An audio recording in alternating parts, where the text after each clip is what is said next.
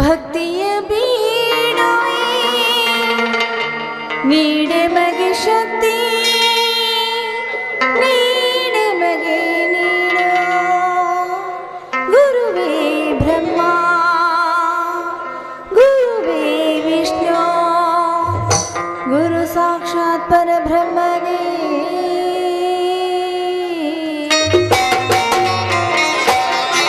ಶಿವಯೋಗಿ ಸಿದ್ಧರಾಮ ಸೋಲಾಪುರ ಧಾಮ ಶಿವಯೋಗಿ ಸಿದ್ಧರಾಮ ಸೋಲಾಪುರ ಧಾಮ ಸ್ಮರಿಸುವೆ ನಿನ್ನ ನಾಮ ಸ್ಮರಿಸುವೆ ನಿನ್ನ ನಾಮ ಶ್ರೀ ಗುರು ಸಿದ್ದೇಶ್ವರ ಶಿವಯೋಗಿ ಸಿದ್ಧರಾಮ ಸೋಲಾಪುರ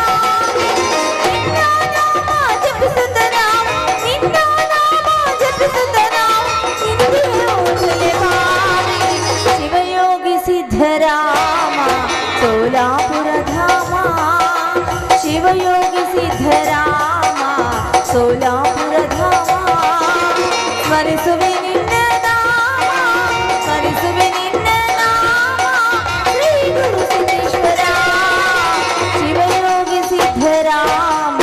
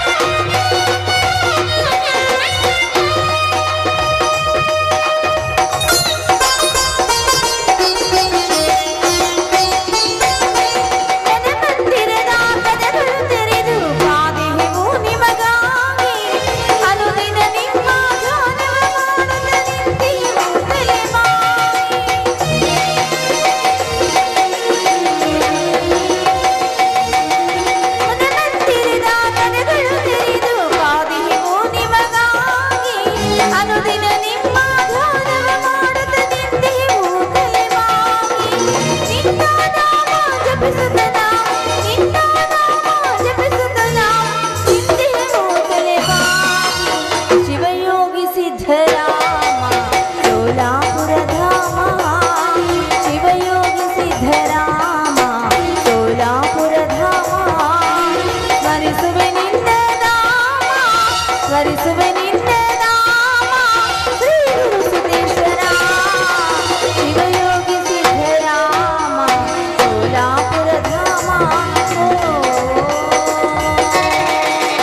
ಓಂ ಸಿದ್ದೇಶ್ವರಾಯ ಓಂ ಬಸವೇಶ್ವರಾಯ ಓಂ ಸಿದ್ದೇಶ್ವರಾಯ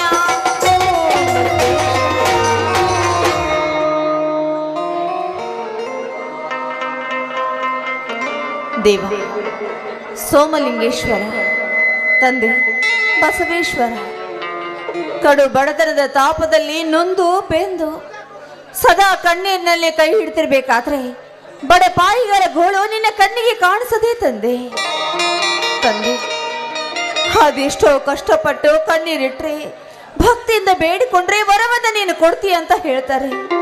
ಆದ್ರೆ ಈ ನಮ್ಮ ಗೋಳು ಮಾತ್ರ ನಿನ್ನ ಕಣ್ಣಿಗೆ ಕಾಣಿಸಲಿಲ್ಲವೇ ತಂದೆ? ತಂದೆ, ನಮ್ಮಂತಹ ಬಡವರ ಪಾಲಿಗೆ ಅಡ್ಡವಾಗಿ ನಿಂತಿರೋ ದುಷ್ಟರನ್ನ ಸಂಹರಿಸೋಕೆ ನೀನು ಈ ಭೂಮಿಗೆ ಅವತರಿಸಿ ಬರಲೇಬೇಕು ನನ್ನಪ್ಪ. ದುಷ್ಟರನ್ನ ಶಿಕ್ಷಿಸಿ ಶಿಷ್ಟರನ್ನ ರಕ್ಷಿಸಿ ಸದಾ ನಮ್ಮಂಥವ್ರನ್ನ ಕೈ ಹಿಡಿದು ಕಾಪಾಡು ನನ್ನಪ್ಪ, ಕಾಪಾಡು. ಅದು ಅಲ್ಲದೆ ನನ್ನ ಗಂಡ ಭೂತಾಯಿನ ನಂಬಿ ನಡೆಯುವ ಒಬ್ಬ ರೈತ. ಅವರು ಪಡುವ ಕಷ್ಟಕ್ಕೆ ಒಳ್ಳೆಯ ಬೆಳೆಯನ್ನು ಕೊಡು. ಆ ಬೆಳೆಯನ್ನು ಕಂಡು ಸಂತೋಷ ನಗುಮುಖ ಅವರ ಮುಖದಲ್ಲಿರ್ರಿ. ಅವರಿಗೆ ಆರೋಗ್ಯವನ್ನು ಕೊಟ್ಟು ಈ ನನ್ನ ಮುತ್ತೈದೆಯ ಭಾಗ್ಯವನ್ನ 1000 ವರ್ಷ ಹೀಗೆ ಶಾಶ್ವತವಾಗಿರಲಿ ಅಂತ ಆಶೀರ್ವದಿಸಪ್ಪ. ಅದು ಅಲ್ಲದೆ ನನ್ನ ಮೈದುನ ನರಸಿಂಹ ದಿಟ್ಟತನದ ಧೀರ. ಅವನು ಯಾವಾಗಲೂ ನ್ಯಾಯಕ್ಕಾಗಿ ಹೋರಾಡೋ ವೀರ. ಅವನು ಮಾಡೋ ಪ್ರತಿಯೊಂದು ಕಾರ್ಯದಲ್ಲೂ ಅವನಿಗೆ ಜಯ ಸಿಗಲಿ. ಅವನು ಆರೋಗ್ಯವಂತನಾಗಿ ಈ ಮನೆಯ ಬೆಳಗುವ ಮಗನೇ ಆಗಲಿ ತಂದೆ. ಅವನ ಇಷ್ಟಪಟ್ಟದನ್ನೆಲ್ಲ ನೆರವೇರಿಸಿ ಈ ನನ್ನ ಸಂಸಾರವನ್ನ ಕೈ ಹಿಡಿದು ಕಾಪಾಡು. ಅದು ಅಲ್ಲದೆ ನರಸಿಂಹನಿಗೆ ಹಾಗೂ ಸವಿತಾಳಿಗೆ ಆದಷ್ಟು ಬೇಗ ಮದುವೆ ಮಾಡಬೇಕು ಅಂತ ನಮ್ಮ ಆಸೆ. ಅವರ ಮಂಗಲ ಕಾರ್ಯವನ್ನ ಬೇಗ ನೆರವೇರಿಸುವಂತೆ ಅನುಗ್ರಹಿಸು ನನ್ನಪ್ಪ. ನಿನ್ನಲ್ಲಿ ಸರಿಗೊಡ್ಡು ಬೇಡಿಕೊಳ್ಳಲು.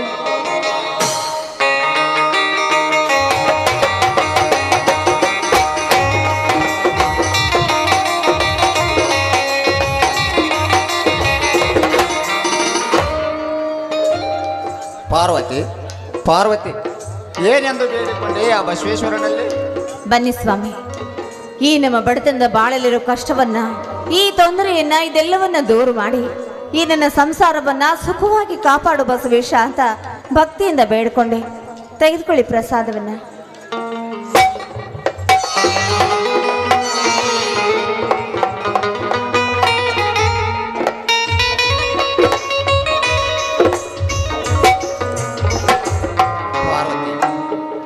ಆ ದೇವರಲ್ಲಿ ಎಷ್ಟು ಬೇಡಿಕೊಂಡರೂ ಏನು ಪ್ರಯೋಜನ? ಏಕೆಂದರೆ ಈ ಬಡ ರೈತನಿಗೆ ಕಣ್ಣೀರಿನ ಹೊಳೆಯೇ ಆಸರೆ. ಇದನ್ನು ಬಿಟ್ಟರೆ ಈ ಬಡ ರೈತನಿಗೆ ಆತ್ಮಹತ್ಯೆಯೇ ಆ ದೇವರು ಕೊಡುವ ವರ. ಪಾರ್ವತಿ, ಆತ್ಮಹತ್ಯೆ. ಸ್ವಾಮಿ, ಏನಿದು?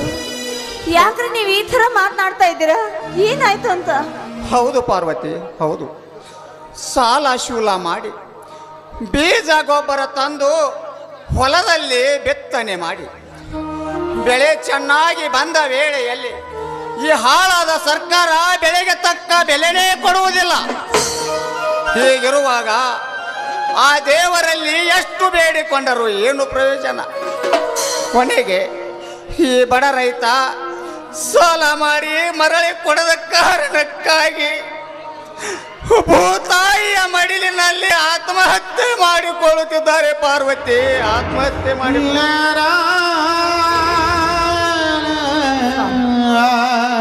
ಸಮಾಧಾನ ಮಾಡಿಕೊಳ್ಳಿ. ರೈತನೊಬ್ಬ ರಾಷ್ಟ್ರದ ರಾಜನೇ ಆಗ್ಬೇಕು. ನೋಡಿ, ರೈತನೇ ರಾಷ್ಟ್ರದ ಬೆನ್ನೆಲುಬು, ರೈತನೇ ರಾಷ್ಟ್ರದ ಸಂಪತ್ತು ಎನ್ನುವ ಮಾತು ಸತ್ಯವಾಗಬೇಕು ರೀ. ಪ್ರತಿಯೊಬ್ಬ ಮನೆಗೂ, ಪ್ರತಿಯೊಂದು ಬೀದಿಗೂ ಒಬ್ಬೊಬ್ಬ ಯೋಧ ಹುಟ್ಟಬೇಕು. ರಾಜಕಾರಣಿಗಳಿಗೆ ತಕ್ಕ ಬಾಟವನ್ನ ಕಲಿಸೋ ಒಬ್ಬ ರೈತನ ಮಗ ಹುಟ್ಟಲೇಬೇಕು ಸ್ವಾಮಿ. ಹೌದು ಪಾರ್ವತಿ, ರೈತನೇ ದೇಶದ ಬೆನ್ನೆಲುಬು ನಿಜ. ಆದರೆ ರೈತನಿಗೆ ಉಸಿರಾಗಿ ನಿಂತಿರುವ ಮಳೆರಾಯನೂ ಕೂಡ ಕಣ್ಣು ತೆರೆಯುತ್ತಿಲ್ಲ. ಮಳೆನೂ ಇಲ್ಲ, ಬೆಳೆನೂ ಇಲ್ಲ. ಮಾತು ಬರದ ಮುಗ್ಧ ಜೀವಿಗಳಾದ ದನಕರಗಳನ್ನು ಕಟ್ಟಿಕೊಂಡು ನಾವು ಜೀವನ ಸಾಗಿಸುವುದು ಬಹಳ ಕಷ್ಟಕರವಾಗಿದೆ ಪಾರ್ವತಿ, ಕಷ್ಟಕರವಾಗಿದೆ. ಆವಾಗ ಹೀಗಿರುವಾಗ ಈ ರೈತರು ಜೀವಂತ ಇದ್ದರು ಏನು ಫಲ ಪಾರ್ವತಿ, ಏನು ಫಲ? ಸ್ವಾಮಿ, ಕಷ್ಟಕ್ಕೆ ಕುಗ್ಗಬೇಡ, ಸುಖಕ್ಕೆ ಹಿಗ್ಗಬೇಡ ಅಂತ ಹಿರಿಯರ ವಾಕ್ಯವನ್ನು ನೀವು ಕೇಳಿಲ್ವೇ? ಅದನ್ನ ನಾವು ಪಾಲಿಸಬೇಕು. ಕಷ್ಟ ಬಂತು ಅಂತ ಸಾವಿಗೆ ಶರಣಾಗಬಾರ್ದು ರೀ. ಬಂದದ್ದು ಬರ್ಲಿ, ಭಗವಂತನ ದಯ ಇರ್ಲಿ ಅಂತ ನಾವೇನೇ ಬಂದರೂ ಧೈರ್ಯದಿಂದ ಎದುರಿಸೋಣ. ಕಷ್ಟವನ್ನು ಎದುರಿಸೋಣ ನಿಜ. ಆದರೆ ಈ ರೈತನ ಗೋಳ ಕೇಳುವವರ್ಯಾರು? ಈ ರೈತನ ನೋವು ಸರ್ಕಾರಕ್ಕೇನು ಗೊತ್ತಾಗಬೇಕು? ತಮ್ಮ ಅಧಿಕಾರ ಪಕ್ಷ ಉಳಿಸಿಕೊಳ್ಳುವುದಕ್ಕಾಗಿ ಎಲ್ಲ ತೆರಿಗೆಗಳನ್ನು ರೈತನಿಗೆ ಹಾಕಿ ವಸೂಲಿ ಮಾಡಿದರೆ ನಾವು ಎಲ್ಲಿಂದ ಕಟ್ಟಬೇಕು ತೆರಿಗೆ ಹಣವನ್ನು? ರೈತ ಕಣ್ಣೀರಿನಲ್ಲಿ ಕೈ ತೊಳೆಯುತ್ತಿರುವಾಗ ಈ ಹಾಳಾದ ರಾಜಕಾರಣಿಗಳು ತಮ್ಮ ಅಧಿಕಾರ ಪಕ್ಷ ಉಳಿಸಿಕೊಳ್ಳುವುದಕ್ಕಾಗಿ ಎಲ್ಲ ತೆರಿಗೆಗಳನ್ನು ರೈತರಿಗೆ ಹಾಕಿ ವಸೂಲಿ ಮಾಡಿದರೆ ನಾವು ಎಲ್ಲಿಂದ ಕಟ್ಟಬೇಕು ತೆರಿಗೆ ಹಣವನ್ನು? ನೋಡ್ರಿ, ಸಮಯ ಸಂದರ್ಭ ಹೀಗೆ ಇರಲ್ಲ. ನಮಗೂ ಅಂತ ಒಂದು ಕಾಲ ಬರುತ್ತೆ. ಆಗ ರೈತನೊಬ್ಬ CM ಆಗಬೇಕು, PM ಆಗಬೇಕು. ಅಷ್ಟೇ ಅಲ್ಲ ರೀ, ದೇಶದ ಪ್ರಧಾನಿನೂ ಒಬ್ಬ ರೈತನೇ ಆಗಬೇಕು. ಅಂತ ಒಬ್ಬ ಅಧಿಕಾರಿ ಆದ್ರೆ ಅದಕ್ಕೆ ಹೆಮ್ಮೆ ಪಡೋರು ನಾವೇ ಅಲ್ಲವೇನಿ ಸ್ವಾಮಿ? ಎಂತಹ ಮಾತನಾಡಿದೆ ಪಾರ್ವತಿ. ಈ ಕನಸು ನನಸಾದರೆ ಭಾರತ ದೇಶವೇ ಹಚ್ಚ ಹಸಿರಾಗುತ್ತದೆ.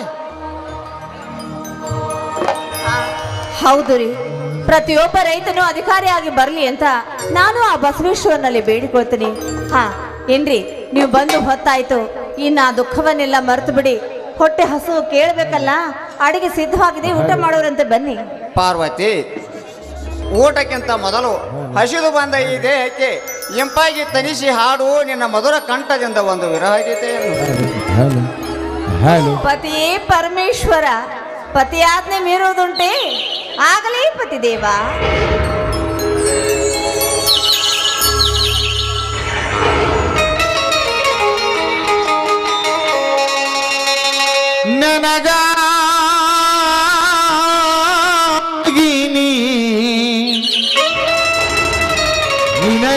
ನಿನಗಾಗಿ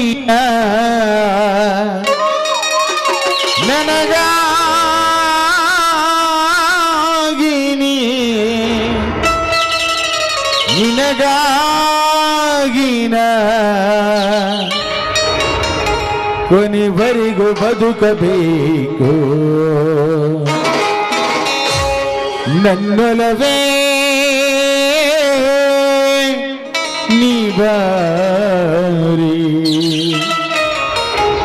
ನನ್ನ ಚಲುವೆ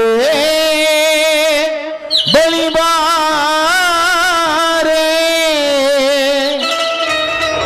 ಬಳಿ ಬಂದು ಸಿಹಿ ಮುತ್ತು ನೀಡೋ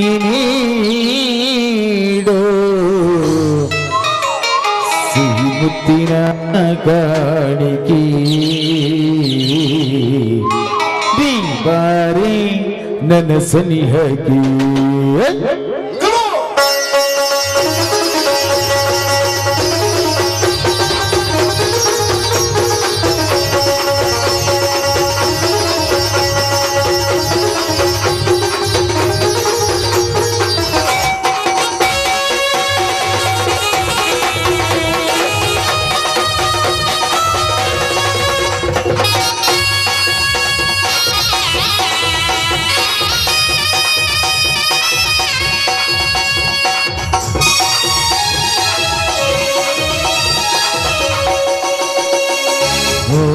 ಗೆಳತಿ ನನ್ನ ಹೊಡತಿ, ಓ ಗೆಳತಿ ನನ್ನ ಹೊಡತಿ, ನನ್ನ ಗಾಳಿಗೆ ಬೆಳಕಾದಿನಿ, ನನ್ನ ಉಸಿರಿಗೆ ಉಸಿರಾದಿನಿ, ನೀಡೋ ನೀಡೋ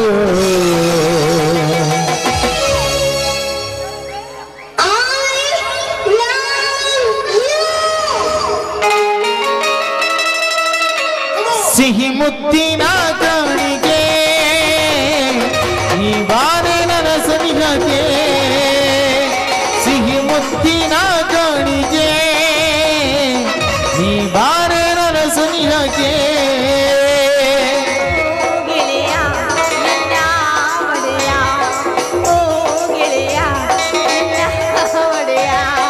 ನನ್ನ ಬಾಳಿಗೆ ಬೆಳಕಾದಿನಿ, ನನ್ನ ಉಸಿರಲಿ ಉಸಿರಾದಿನಿ, ನೀಡೋ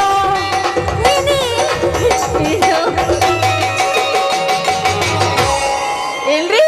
ಹೇಳು ಚಿನ್ನ. ಏನಂದ್ರೆ? ಹೇಳು ಚಿನ್ನ. ಏನು ಬೇಕು? ಒಂದೇ ಒಂದು. ಏನದು? ಒಂದೇ ಒಂದು. ಏನ್ರದ? ಒಂದೇ ಒಂದು ಸಿಹಿ ಮುತ್ತು. ಅಯ್ಯಪ್ಪ, ಮುತ್ತು ನಾಚಿ ಆಗತ್ತೀರಿ. ಸಿಹಿ ಮುತ್ತಿನ ಕಾಣಿಗೆ ಈ ಬಾರಿ ನನ್ನ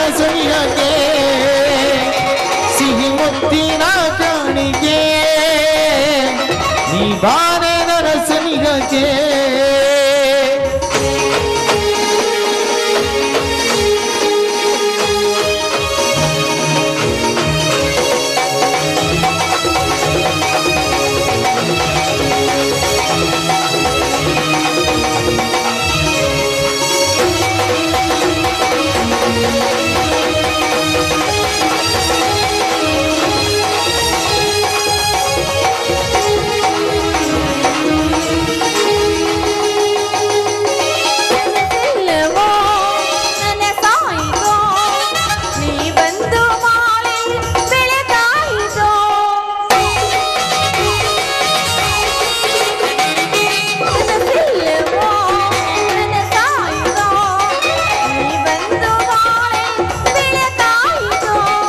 ನನ್ನೊಲವೇ ನಿಬಾ ನನ್ನ ಚೆಲುವೆ ಬಳಿ ಬಾ ಬಳಿ ಬಂದು ಸಿಹಿ ಮುತ್ತು ನೀಡು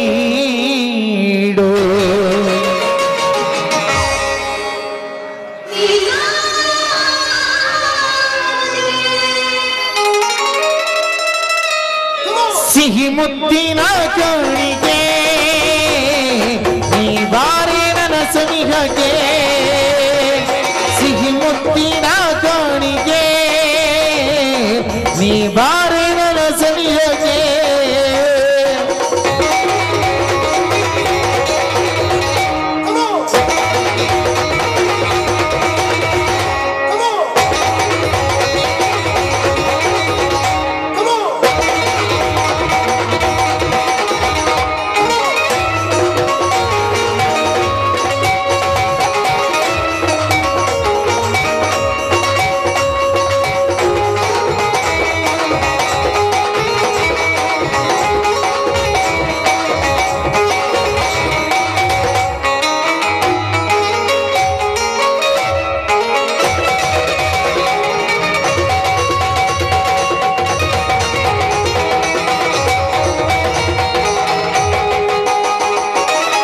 ಪ್ರೇಮದ ಕವಿ ಕಲ್ಪನೆ ಈ ಬಾಳ ಪಯಣಕ್ಕೆ ಜೊತೆಯಾದಿನಿ ಹೇ ಹೇ ಲಲ್ಲ ಹೇ ಹೇ ಲಲ್ಲ ಈ ಪ್ರೇಮದ ಕವಿ ಕಲ್ಪನೆ ಈ ಬಾಳ ಪಯಣಕ್ಕೆ ಜೊತೆಯಾದಿನಿ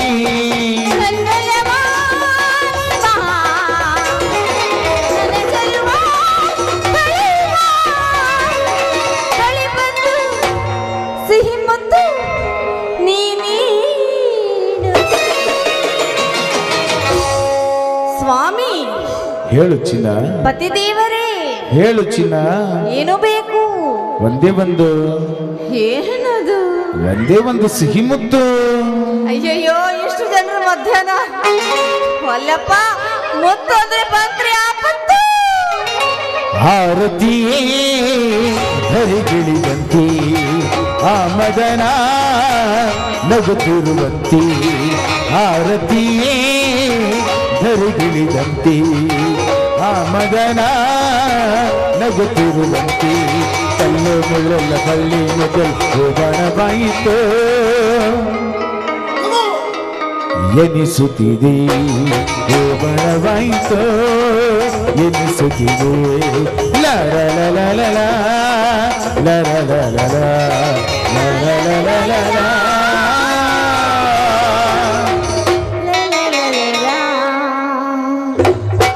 ಪಾರ್ವತಿ ನನ್ನ ಮುದ್ದಾದ ಸವಿತಾ ಎಲ್ಲಿ ಕಾಣ್ತಾ ಇಲ್ಲ ಅದು ಸವಿತಾ ಒಳಗಡೆ ಇದ್ದಾಳೆ ಕಣ್ರಿ ಕರೀಲೇನು ಸ್ವಲ್ಪ ಇರಿ ಏನಮ್ಮ ಸವಿತಾ ಸವಿತಾ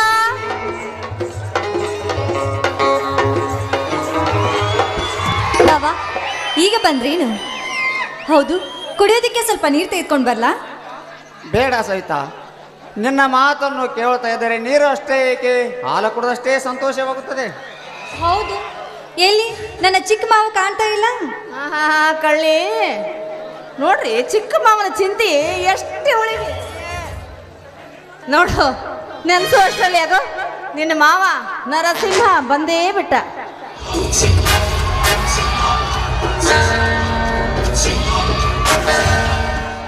ಅಣ್ಣ ಅತ್ತಿಗೆ ಎಲ್ಲರೂ ಮನೆ ಮುಂದೆ ನಿಂತುಕೊಂಡು ಏನೋ ವಿಚಾರ ಮಾಡ್ತಿರ್ತೀರಲ್ಲ, ಏನದು?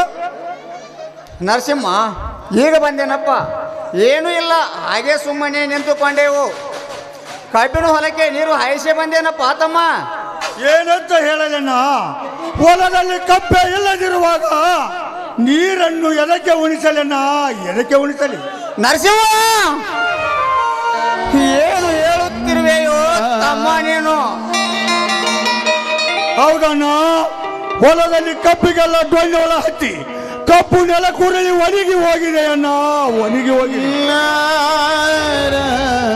ಮೈದುನ, ಇದನ್ನೇನು ಹೇಳ್ತಾ ಇದೀಯಪ್ಪ? ನನ್ನ ಕರುಳಿ ಹಿಂಡಿದಂತ ಆಗ್ತಾ ಇದೆಯಲ್ಲೋ.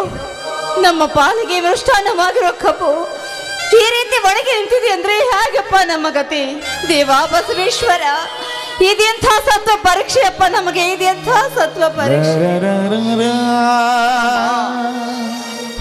ತಾಯಿಯನ್ನು ನಂಬಿ ಬದುಕುತ್ತಿರುವ ಈ ರೈತನಿಗೆ ಎಂತ ಸಂಕಟ ಬಂತಪ್ಪ, ಎಂತ ಸಂಕಟ ಬಂತು. ಮತ್ತೆ ಸಾಲದ ಸಂಕಟ ನನ್ನ ತಲೆಗೆ ಕಟ್ಟಿಕೊಂಡು ತಿರುಗುವಂತಾಯಿತೆ ನನ್ನ